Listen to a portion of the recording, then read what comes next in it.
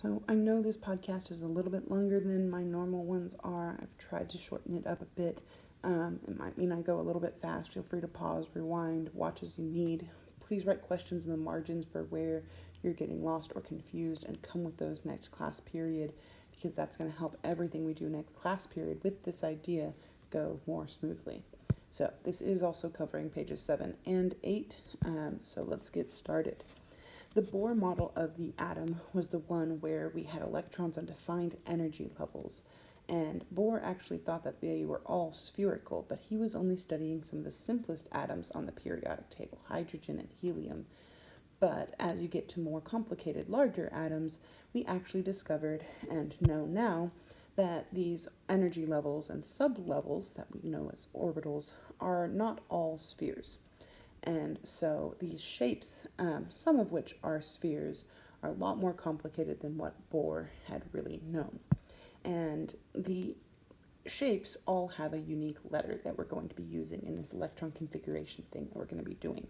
So our s orbitals are spheres. They're the simplest ones. Like we said, Bohr discovered these and did the math for these orbitals. But there are also some p orbitals that I think of as kind of peanut shaped.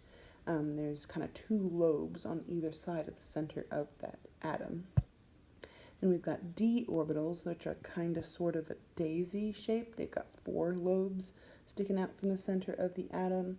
And then our f orbitals are kind of freaky or flowery shaped. You'll see some other pictures of these in a little more 3D. They really do get kind of freaky, especially when they get overlaid on top of each other. So you're never going to have to draw these again, but I'd like you to do some quick sketches here just because I will ask you to be able to recognize these in the simple multiple choice type question on the test. So do your best to do a little sketch here. Keep it simple, just get the kind of number and general shape of these loopy lobes on the outside. And so now our current model of the atom is what we call the quantum model of the atom. And it's actually based on a whole lot of math that we have done since being able to see and observe the electron using scanning electron microscopes and actually see the areas that they tend to occupy. And so we've gotten these shapes and done the math to kind of define these shapes with functions. And now we can overlay them over each other into this big kind of poofy electron cloud of electrons. And this treats orbitals like areas of probability. It's not like an orbit that a planet goes around on in a predictable pattern. It's really just a math function where they plugged in like 99.9% probability, which is basically good enough to be 100%, but you do the math 99.9 as it approaches 100%, and you can define this area, this shape, where these electrons are going to be with a pretty high likelihood, pretty high probability. So, right underneath where you wrote that, I want you to squeeze in a little note about these shapes, that there can be multiple different orientations, kind of directions of the same shape on each energy level. And this is going to be important. So you see these crazy kind of letters that have been written out for you right there. And these are those s, p, d, and f orbitals. We just have multiple different p orbitals that I've kind of written out in this special way. And so there are different orientations of the same shape for most of these, just not s. S is still the simplest. There's only one orientation. Please write that down right underneath s. You can see that one orientation, just one sphere in the middle of these 3 axes.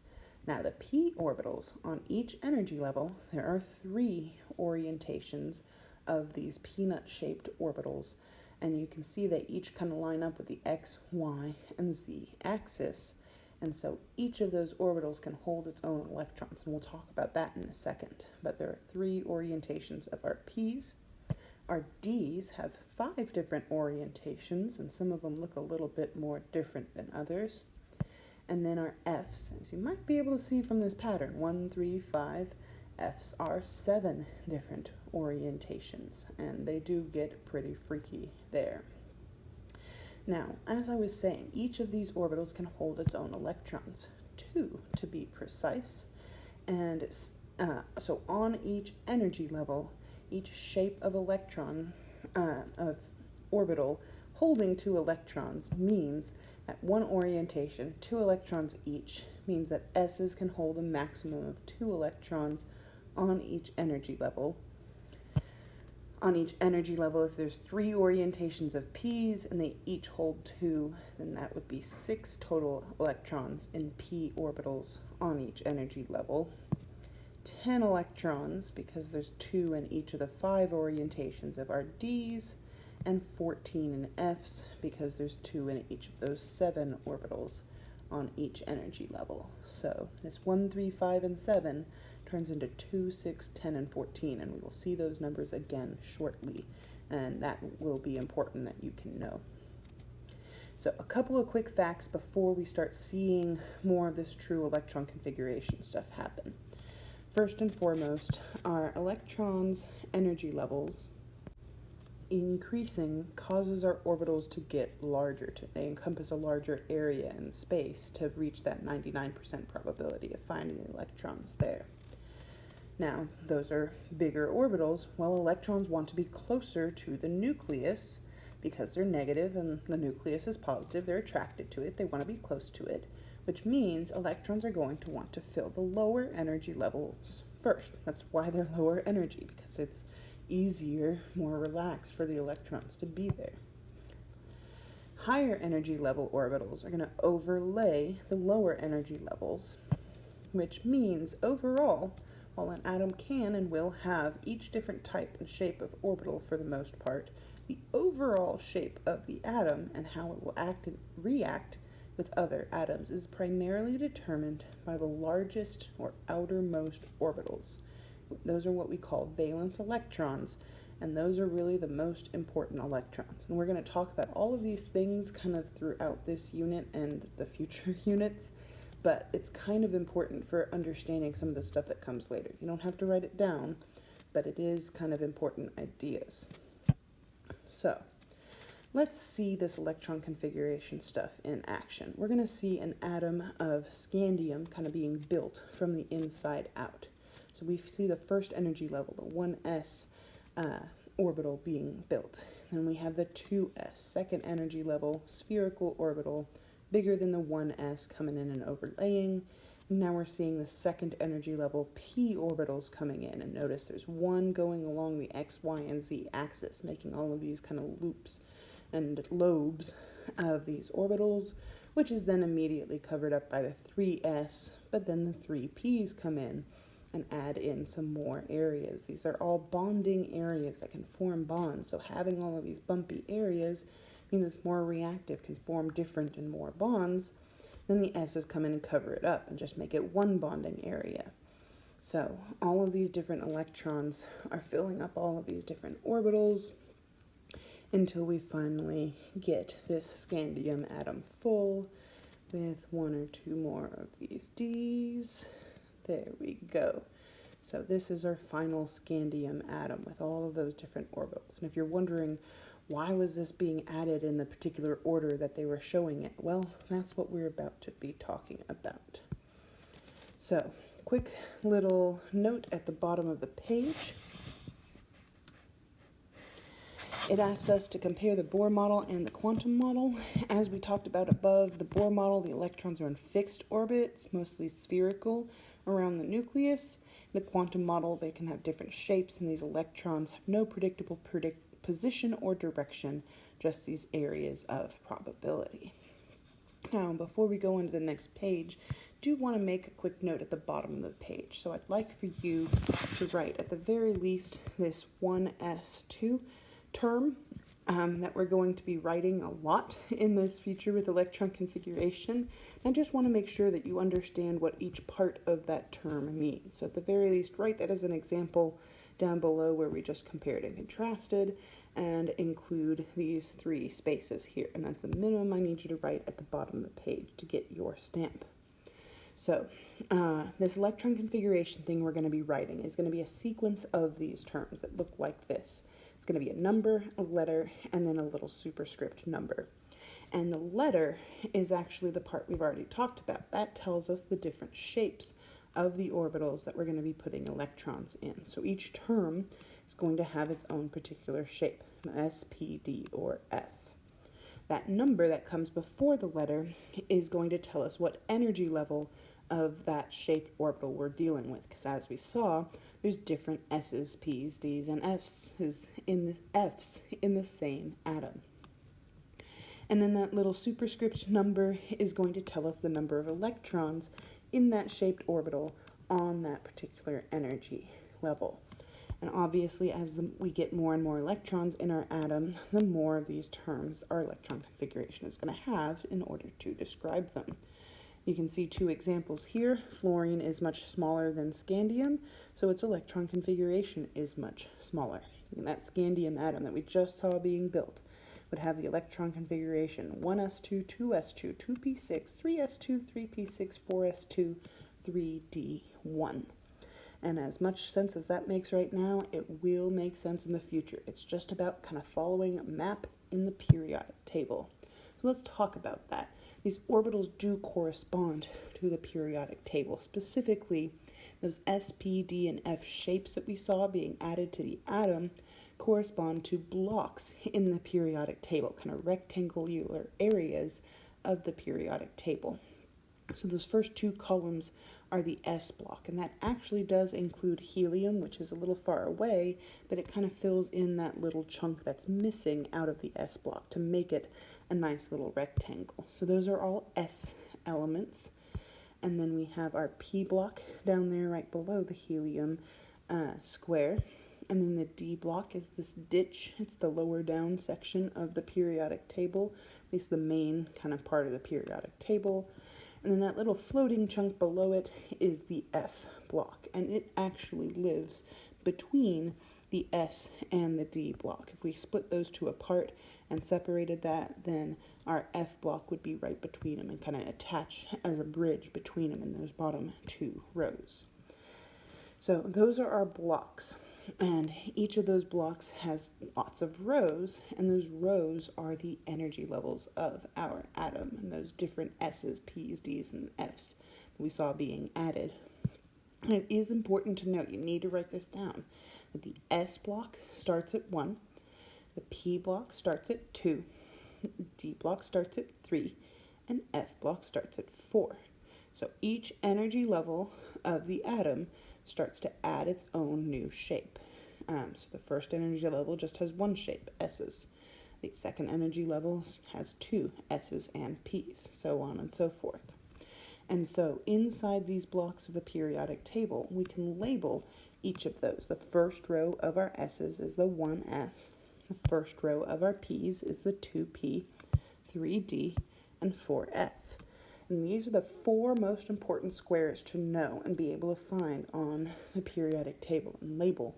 I'll let you use a dry erase marker on one of my laminated periodic tables to get these there, because you're not going to have this little map that I've made for you at the top of the page to be able to do electron configuration forever. You can use it now to practice with as a basis, but we're going to practice using it less and less. But if you need the labels, you can use them as long as you can get them onto the periodic table yourself.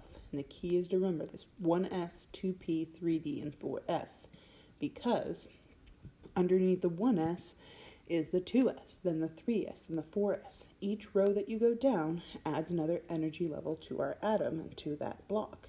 So underneath the 2P is the 3P, 4P, so on and so forth. Underneath 3D is 4D, and underneath 4F is 5F. So if you have those starting points for each block, SPDF 1, 2, 3, 4, then you can get all the rest of these labels here.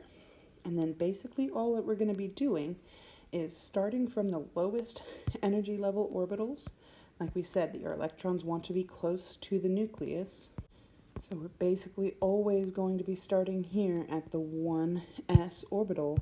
We're going to be labeling every single orbital that we hit, going across row by row of this periodic table, what orbital it is and how far that we have to go in it until we get to the particular element that we were looking for. So we're basically labeling those electrons from the inside out of our atom, building up that atom's electrons until we get to the outermost last electrons. And we do that just by kind of treating the periodic table like a map. We're trying to get from hydrogen's house, this first element square on the periodic table, to this other element's house and just given directions street by street, what street to turn on and how far to go to get to that particular element. Now, it reminds us here below our map to fill orbitals from lowest to highest. Like I already said, we're going to be starting at the 1s every single time. And we've already kind of diagrammed out these terms. And I've talked about how these energy levels of our atom kind of correspond to these rows of the periodic table, with very few exceptions. The orbital shape kind of corresponds to these blocks of the periodic table. And then the number of electrons that are in each of those shaped orbitals on that energy level is the number of squares that we are passing through of that row of that letter. So we're going to be putting these together bit by bit, just kind of row by row, square by square. So let's get started with some examples because that's what's going to help the most. I'm going to highlight each of the elements because I know you probably don't have your own periodic table handy right now. So H is the very first square on the periodic table. It is that 1s block that we have labeled right there. So like I said before, we're always going to start from 1s, start from hydrogen's house. Basically every configuration we have forever and ever is going to start with 1s. And if the exponent, superscript little number, represents how many squares we have to go in of that 1s block, well, if hydrogen is its first square, that's 1s1. Helium is this second little 1s block that technically fills in this space here. So if we start from the beginning like we always do, start at the 1s, then we start our configuration at 1s, but we're not going to stop at the first square of that 1s row this time. We have to go to both of them. The second house on that row is helium's house, so 1s2 is its electron configuration.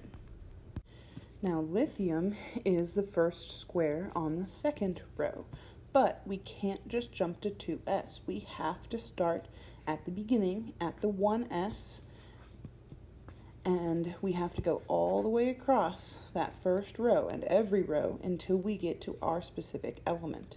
So that means we have to go through both of those 1s squares. So we're going to start with 1s2, and then kind of like an old-fashioned typewriter, ding, we got to the end of the first row, and so we can go back to the beginning of the second row where we hit the 2s orbitals. Since lithium is that first square there, we're just going to end at 2s1, and that's its electron configuration. Going just a little bit farther, beryllium is that second space, and so if we start from the beginning, go across the first row, and then we can go 2 spaces into that second row, would make our configuration 1s2, 2s2. So hopefully that's starting to seem, I know, a little bit repetitive, but we're just labeling each electron and each shape orbital on each energy level as we're on our way to our element's house. Few more, little bit longer examples. Here to get to nitrogen, let's plan this out. We would have to go across nitrogen's house. We would have to go across the entire first row and then through the 2s of the second row, and we would have to jump across this gap to get to the 2p. And that gap is the hardest thing to remember because we do it just like everything else. We have to finish out the entire second row before we can go into the third row.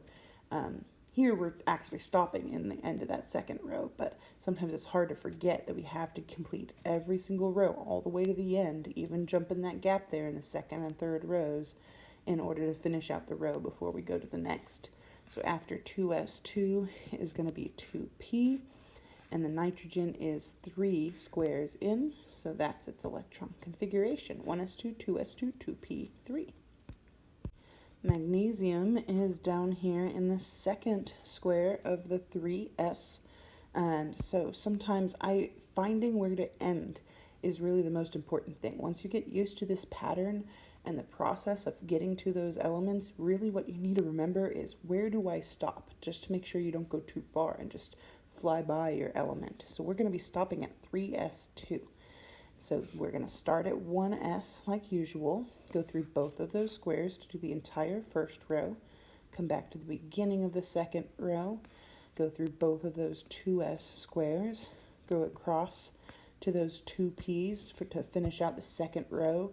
Going through all of them means we're going to go through 6 total squares. That gets us to the end of the second row for the first time. After the end of the second row, we go to the beginning of the third row, where we see our 3s orbital, and magnesium is the second square in. So we'll end at 3s2. Not too bad, I hope. Iron is a bit farther down there, but it still starts off the same. We're going to have to go across the entire first row, second row, and third row, and then about halfway into the fourth row, but it starts the same. 1s2, 2s2, 2p6, 3s2, 3p6. Fourth row for the first time starts with 4s2, and this is when I suddenly realize I have to stop and check. Does that really say 3D? Am I somehow moving forward across the row and yet moving backwards in my energy levels? And indeed, we are. And before you think it's a typo, it is not. If you remember what we said earlier, our S's start at 1, our P's start at 2, our D's are supposed to and do start at 3. So they don't really line up as nicely with those 4 S's, but that's where they're supposed to be. It actually has to do with the size of the orbital, and it's a little bit farther out, a little bit larger than the 4s orbital, so it fills later, even though it's technically on the third energy level. But we don't have to worry about all of that theoretical stuff, as long as you remember 1s, 2p, 3d, and 4f. You'll get those in the right order. You'll fill in the 2s, 3s, and 4s underneath the 1s, so you'll get those lining up, and we just have to keep going across. We are going to go into the 3D orbital now, and in order to get to iron spot, we have to go 1, 2, 3, 4, 5, 6. So as weird as it might be to end with 3d6 right after 4s2, that's the order they fill according to the periodic table, and that's why it's such a great map for us to use in writing electron configuration. It gets all of these little nitpicks and exceptions to the rules. Okay, let's do this last example, gold. Now gold is going to be a little bit special. Let's see why. In our plan, we're going to go all the way across this first row, second row, third row, fourth row, even with those weird 3Ds. We should be used to that now. The same weird things happen. They drop down on that fifth row as we go across 5s, 4d, 5p. But the sixth row is extra special. We start off with the 6s, and then we have this F area here, this break between the S and the D block, where we have to come down into the F block. We're only going to go across the first row of the F block here before we come back into the D block in order to get to gold.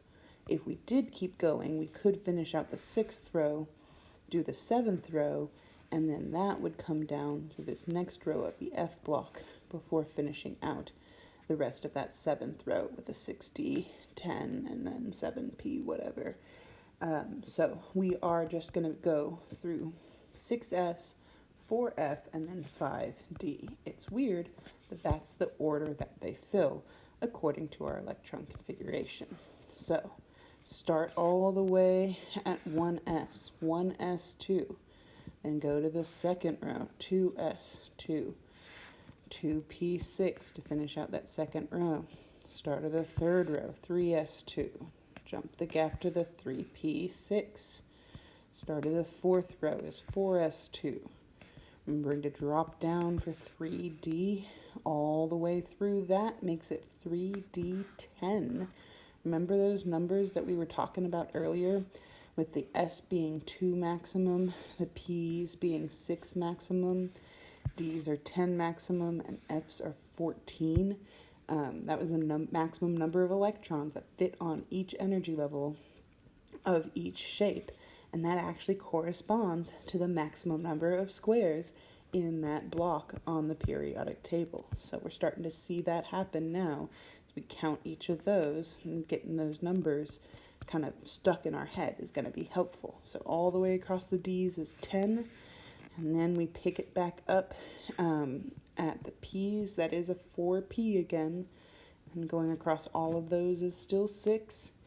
End of the 4th row means now we're ready to go back to the beginning of the 5th row, 5S, 2, drop down for our D's, 4D, 10, 5P6 gets us to the end of the 5th row, 6S2 gets us to the beginning of the 6th row, and this is where we said after this we have to jump down into our 4Fs and go across every single one of those, which is technically 14, and then we can finally come back and finish out what we need to of that 6th row in the 5Ds, and that's almost all the way across. So 5D9 is where we are done.